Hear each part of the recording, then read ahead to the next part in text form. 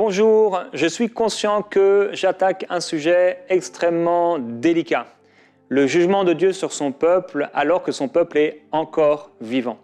Alors c'est vrai qu'il y a une différence entre la correction de Dieu et le jugement de Dieu, mais il est vrai également que on peut être corrigé par le Seigneur, mais Dieu peut également juger quelqu'un qui faisait partie de son peuple ici sur la terre.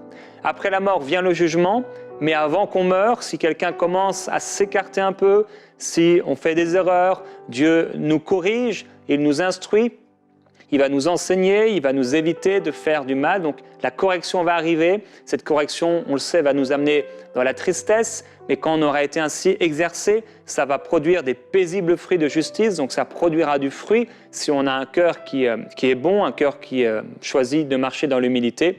Mais si on refuse de marcher dans cette humilité, si on refuse la correction de Dieu et qu'on persévère dans le mal, qu'on continue à faire le mal, il est possible à un moment de vivre le jugement de Dieu.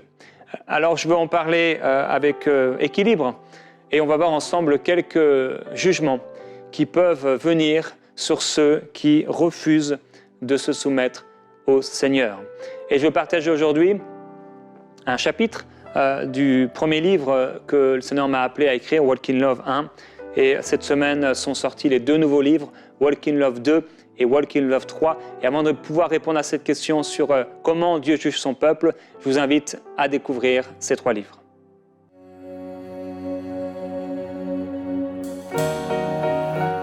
Il y a quelques années, une personne de mon entourage avait mal agi envers quelqu'un et j'avais pris la décision de la reprendre avec sévérité, même si cela pouvait nuire à notre relation. Mais une nuit, Dieu m'a montré que ma réaction n'était pas celle qu'il attendait, puis j'ai entendu audiblement ces trois mots « Walk in Love ». La révolution Walk in Love était née. Dans Walk in Love 1, nous avons démasqué les ennemis invisibles qui empêchent d'entrer dans la volonté de Dieu, l'orgueil et la rébellion. J'ai alors partagé avec vous quel était le meilleur ami de notre destinée et comment entrer dans ce que j'ai appelé la révolution Walk in Love, une révolution qui nous introduit sans détour et avec succès au cœur de notre appel. Les deux nouveaux livres, Walk in Love 2 et Walk in Love 3, ont pour but de fortifier le cœur des leaders spirituels et de toutes les personnes qui sont appelées à aider les autres. Nous avons tous aidé un jour un ami, une sœur, un frère, et avons parfois fait face à des défis relationnels. Pourtant, nous oublions parfois qu'à l'image de Jésus, nous serons un jour incompris et rejetés, et que les relations fraternelles peuvent engendrer dans le cœur de celui qui veut aider les autres des souffrances cachées et des blessures profondes. À travers Walk in Love 2, je vous montrerai comment réagir aux injustices, éviter les erreurs courantes du ministère et persévérer dans l'amour. Je partagerai 9 erreurs commises par les pasteurs qui poussent les croyants à chuter. Ce livre sera pour tous un encouragement à s'appuyer sur Dieu avec fermeté au sein de l'adversité.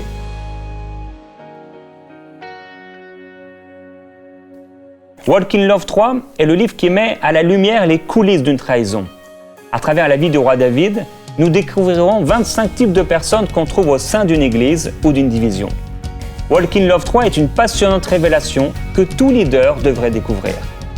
Frères et sœurs, Jésus revient bientôt. Soyons certains d'avoir l'attitude qui convient à son retour et n'oublions pas que la miséricorde triomphe du jugement. Des milliers de personnes ont aimé et chanté le chant Walk in Love. C'est maintenant le temps de le vivre.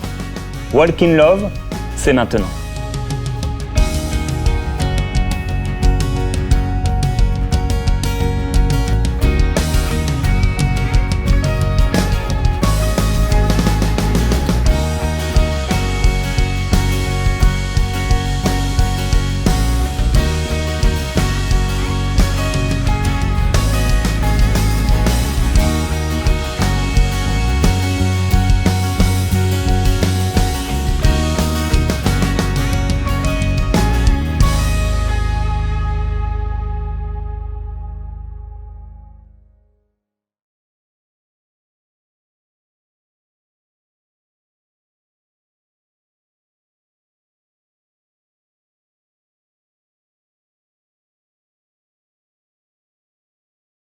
Alors vous pourrez trouver donc ces livres sur walkinlove.fr et la bonne nouvelle c'est que où que vous soyez dans le monde, également pour mes frères et sœurs en Afrique, j'ai fait expédier des livres là-bas afin que vous puissiez les avoir directement sur place. Vous pouvez aller sur Walkinlove, vous allez voir un bouton « Je suis en Afrique » et alors vous pourrez commander avec les moyens des paiements locaux et les livres partiront depuis l'Afrique vers l'Afrique. Alors, cette question, comment Dieu juge son peuple? Et avant de pouvoir y répondre précisément, avant de tomber dans ce jugement ou de vivre ce jugement, bien sûr, Dieu ne veut pas nous juger. Le Seigneur Jésus n'est pas venu pour juger le monde, on le sait, mais pour que le monde soit sauvé. Et il est écrit que ce que Dieu veut, ce n'est pas que le méchant meure, c'est qu'il change de voie et qu'il vive. Alors nous étions méchants, Dieu par sa grâce a envoyé Jésus-Christ et on a été sauvés. Maintenant, on peut s'éloigner de Dieu et on peut même continuer à aller à l'église, continuer à prier, continuer à lire la Bible, mais avoir dans notre cœur de la rébellion, avoir dans notre cœur de la colère, de la haine contre quelqu'un et avoir dans nos vies des sentiments qui sont mauvais et également des péchés et dans lesquels nous vivons encore et encore. Alors, qu'est-ce qui va se passer dans la vie d'une personne qui choisit de faire le mal? La première chose, c'est la stagnation. Une personne qui continue dans le péché, qui vit dans le péché, qui vit n'importe comment, ou qui a un péché récurrent encore et encore, cette personne, premièrement, elle va stagner dans sa vie spirituelle. Dieu l'appelait à aller vers le haut, Dieu l'appelait à porter du fruit, à vivre beaucoup de choses avec lui, mais cette personne, au lieu de grandir, elle va stagner spirituellement et elle ne fera pas de progrès. Et la parole de Dieu en parle, parlant de certaines personnes en disant qu'ils n'iront pas plus loin. Quand on continue et on persévère dans le mal, on n'ira pas plus loin. Et parfois, certains parents ont par exemple choisi de marcher dans la rébellion. Ils parlent mal contre les autorités spirituelles, ils parlent mal des frères, ils parlent mal des pasteurs. Et ils s'imaginent que Dieu est comme eux, et Dieu en parlera très clairement dans l'Ancien Testament. Il dira « Mais tu t'es imaginé que j'étais comme toi ? À toi qui critiques le fils de ta mère, etc. Mais je vais te montrer ton péché et je vais tout mettre devant tes yeux. » Et j'ai vu plusieurs parents comme ça, qui critiquaient les autorités spirituelles et qui ont amené une malédiction dans non seulement leur vie personnelle en tant qu'individus, mais également chez leurs propres enfants. Ils ont, comme Ève a donné du fruit à Adam, ils ont transmis le fruit de la rébellion, le fruit de l'éloignement, le fruit de la division, le fruit du péché à leurs enfants qui, quelque part, ont été maudits, ou en tout cas sont rentrés dans une sorte de malédiction, mais pas à cause de Dieu, à cause d'eux-mêmes. Donc la première étape, c'est qu'on va stagner. La deuxième étape, c'est qu'on va se refroidir. Les personnes qui refusent d'obéir à Dieu et qui persévèrent dans le péché sont des personnes qui vont se refroidir spirituellement. Donc au bout d'un moment, ces personnes stagnent, mais ensuite, ça commence à descendre et se refroidir. Et c'est des personnes qui ne vivent plus grand-chose avec Dieu. Alors des fois, elles se posent la question, mais pourquoi? Ou parfois simplement, elles s'endorment tranquillement, comme ça, comme quelqu'un où on peut lui mettre, vous savez, il y a de l'air comme ça et vous pouvez vous endormir tranquillement. Ou alors, on peut vous piquer parce que vous allez vous faire opérer et là, bon, c'est plus rapide en général et vous vous endormez rapidement. Eh bien, ces personnes s'endorment spirituellement sans réaliser le pourquoi, souvent, et elles ne vivent plus rien avec le Seigneur. Et ces temps qu'elles vivaient où c'était merveilleux avec Dieu, quand elles ont rencontré le Seigneur, ces temps de la présence de Dieu, eh bien ça devient de plus en plus rare et parfois même inexistant. Et au bout d'un moment, la troisième étape de cette déchéance spirituelle, c'est la confusion. Ces personnes sont complètement confuses et elles peuvent s'ouvrir même à des esprits de séduction qui vont les amener loin de ce que le Seigneur avait prévu pour elles. Ce sont des gens qui peuvent rester dans l'Église, mais elles sont omnibulées, oppressées, habitées par des esprits de séduction qui les amènent dans une complète confusion. Ces gens sont complètement confus. Alors maintenant, on va voir ensemble quels sont les jugements qu'ils peuvent venir, pour ne pas dire s'abattre, sur ceux qui marchaient avec Dieu, mais qui ont refusé la miséricorde, l'amour, le pardon, la sanctification. Je vais parler et partager avec vous 6 exemples. Alors le premier de ces exemples, c'est l'abaissement. Il est écrit, en effet, c'est Dieu qui juge. Il abaisse l'un et il élève l'autre. Il est aussi écrit, avant la ruine, le cœur de l'homme s'élève, mais l'humilité précède la gloire. Alors, qu'on en soit conscient ou pas, la rébellion est un fruit de l'orgueil et cet orgueil, elle amènera la chute. Et la chute que peut subir une personne rebelle peut être d'ordre spirituel, social, intellectuel, familial, financière, etc. Et qu'est-ce que Dieu va faire lorsqu'il y a un jugement que Dieu établit? Et qu'est-ce que c'est le jugement de Dieu quelque part? C'est Dieu qui enlève son manteau de protection dans la vie d'une personne. Le but de Dieu, c'est que cette personne, après avoir été corrigée, ou après qu'il y ait un jugement, ici je parle d'un jugement, on va dire, au premier degré, cette personne puisse se repentir, revenir à elle-même comme le fils prodigue et retourner auprès du Père.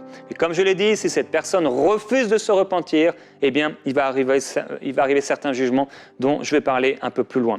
Alors, il peut y avoir des abaissements financiers. Personnellement, je l'ai vécu. À un moment, nous avions déménagé, je vous en ai certainement déjà parlé si vous écoutez les émissions régulièrement, et il y a maintenant à peu près 15 ans, on avait déménagé sans vraiment demander au Seigneur ce qu'il en pensait. Et on s'est retrouvés dans des galères pendant 1 an parce qu'on était parti d'un endroit de bénédiction où Dieu nous avait donné une maison, on était là gratuitement. Et finalement, pour se rapprocher de là où on travaillait, pour le ministère Enseigne-moi à l'époque, eh bien, on s'est rapproché et on a commencé à vivre un abaissement financier. Qu'est-ce que Dieu voulait? Le Seigneur voulait me faire tilt. Il voulait que je comprenne. Mais des fois, on est tellement en train de foncer qu'on ne réalise pas ce que Dieu voulait nous dire.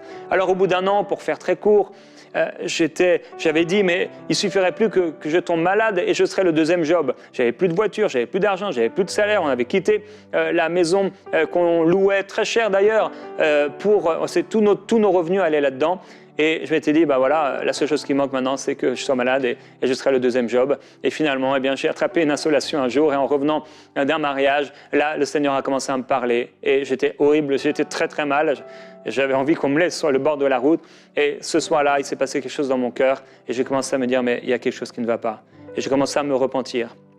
Et le lendemain soir, j'ai fait un songe et le Seigneur m'a montré la maison qu'on avait abandonnée, la personne qui l'habitait, laissé faire ses valises et finalement, avec la repentance, notre situation a été rétablie. Alors c'est un parmi tellement d'exemples qui peuvent avoir d'abaissement. Il peut y avoir un abaissement au niveau financier, mais ça peut toucher plusieurs domaines dans notre vie.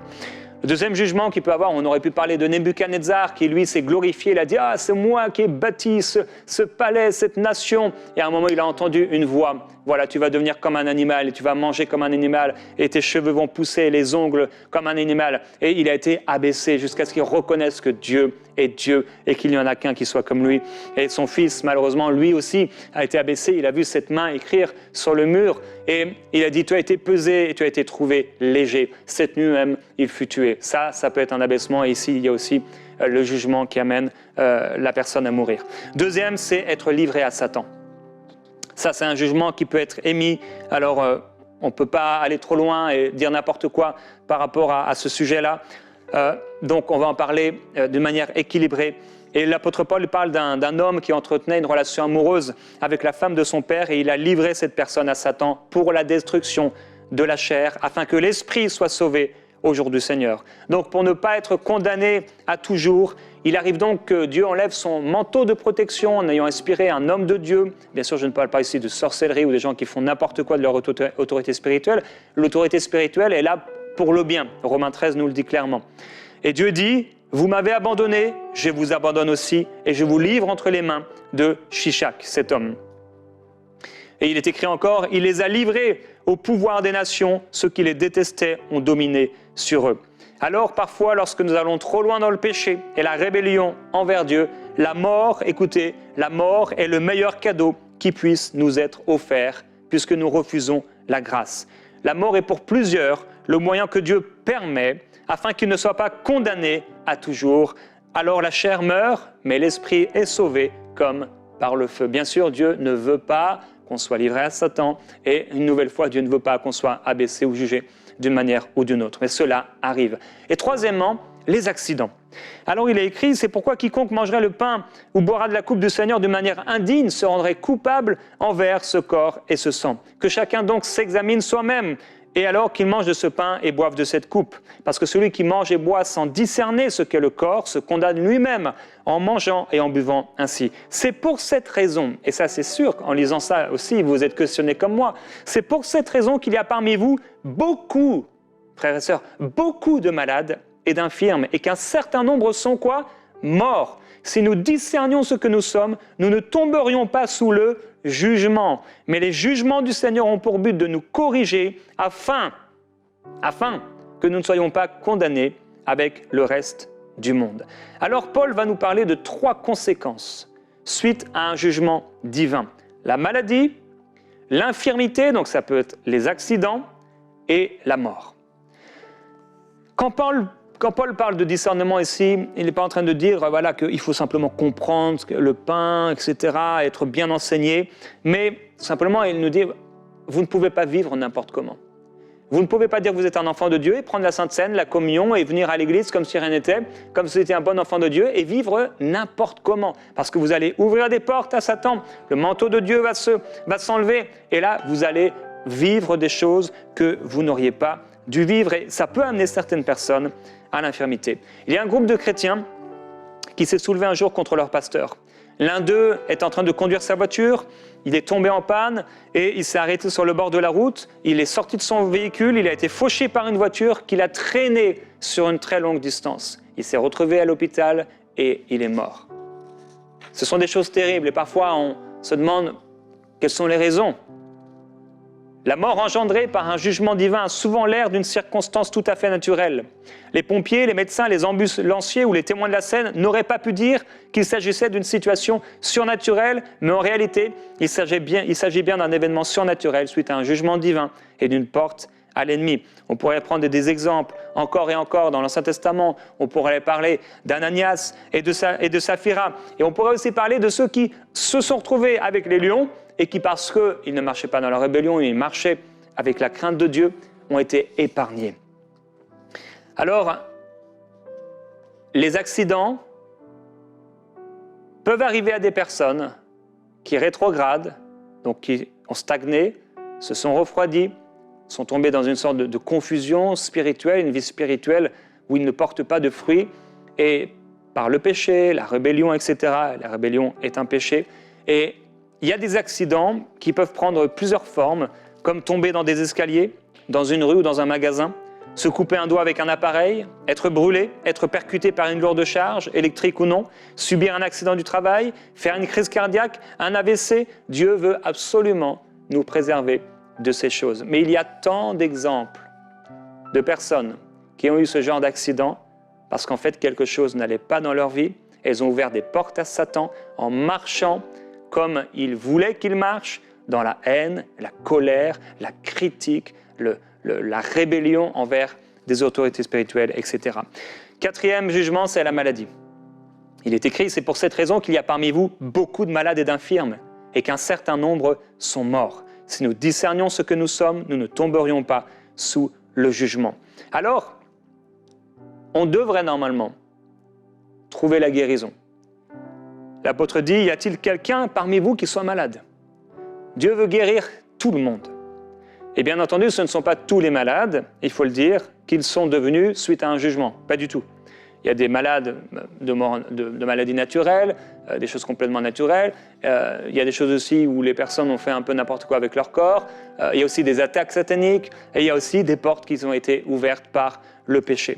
Et donc, il est vraiment important pour ne pas arriver à tomber malade, à faire attention à nos cœurs. Garde ton cœur plus que toute autre chose, parce que c'est de lui que viennent les sources de la vie.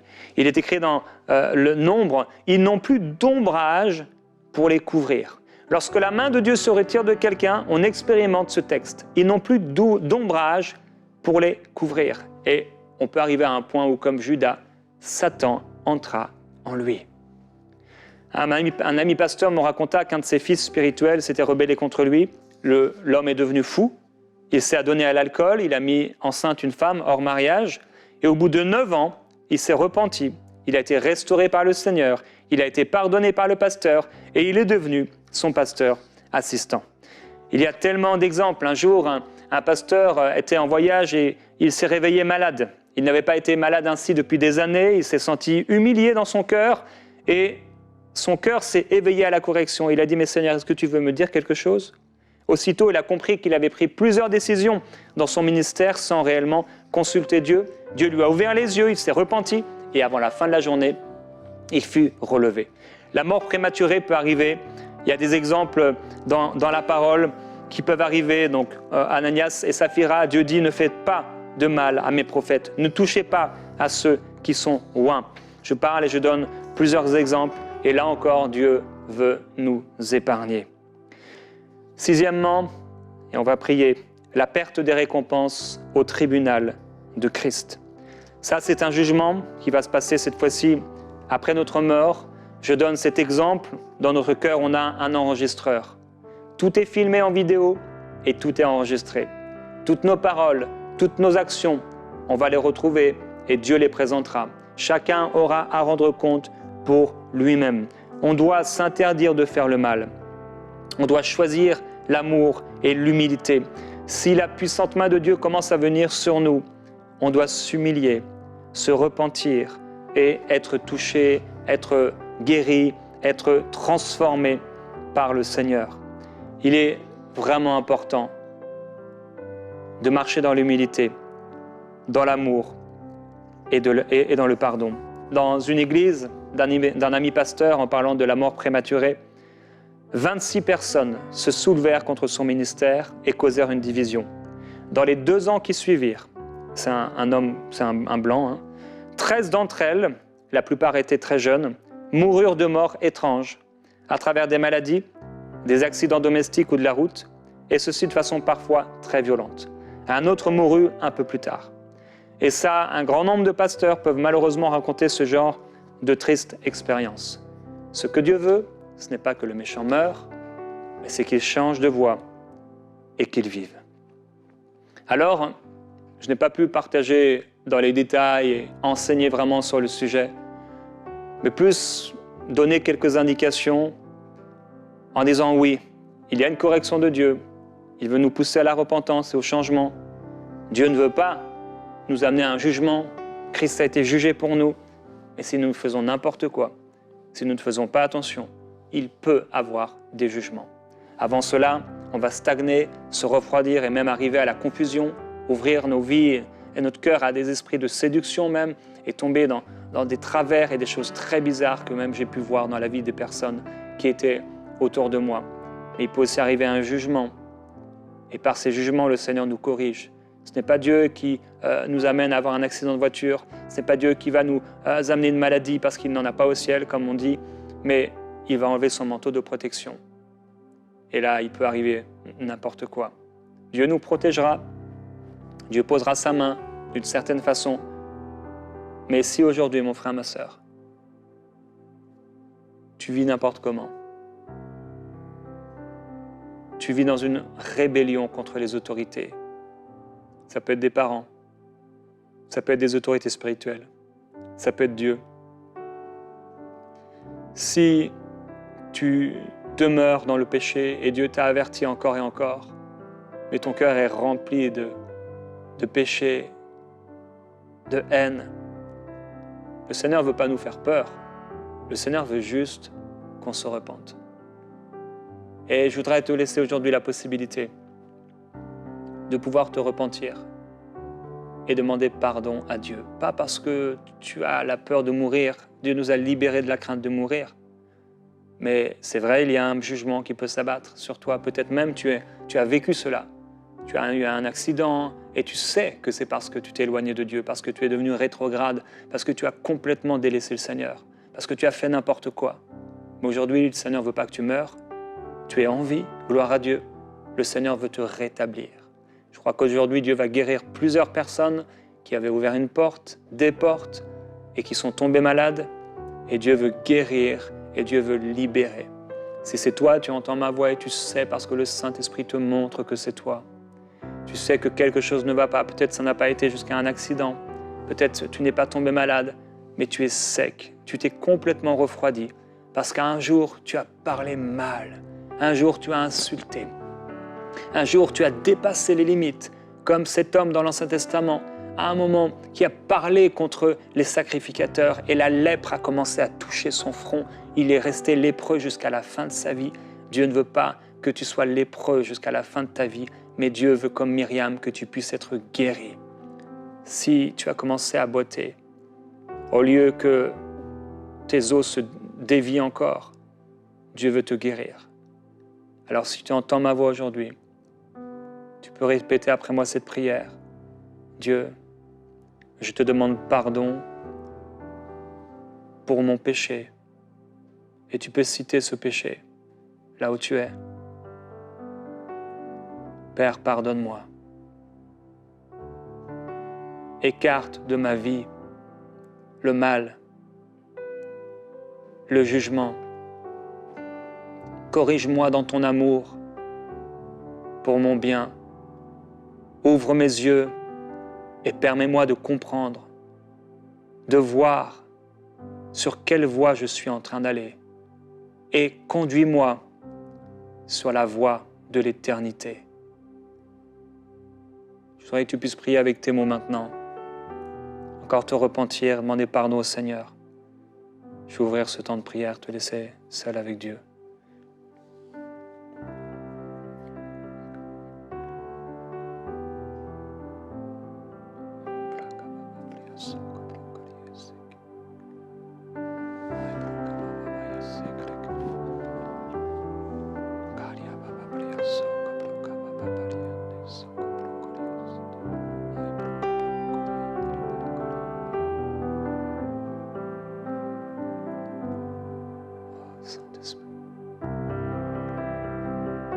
Seigneur, merci pour la repentance. Merci pour la restauration. Merci pour le pardon. Merci pour les réconciliations. Pose ta main, Seigneur.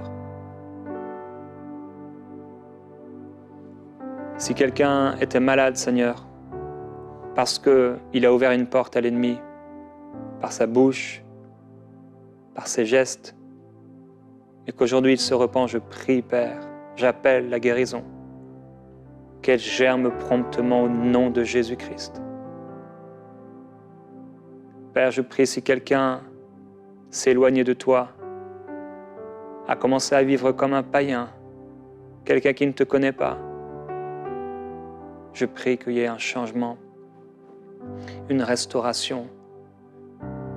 Tu dis dans ta parole, je mets devant toi la vie et la mort, choisis la vie afin que tu vives, toi et ta descendance. Père, merci pour la vie. Merci Seigneur. Il y a une solution, c'est la repentance. Et je prie que vous puissiez vraiment profondément, si ce n'est pas encore fait, vous repentir. Je crois que le Seigneur va vous restaurer. Au nom de Jésus-Christ, que la bénédiction du Seigneur soit avec vous alors que vous choisissez de marcher dans l'obéissance. On va se retrouver demain dans Prière Inspirée.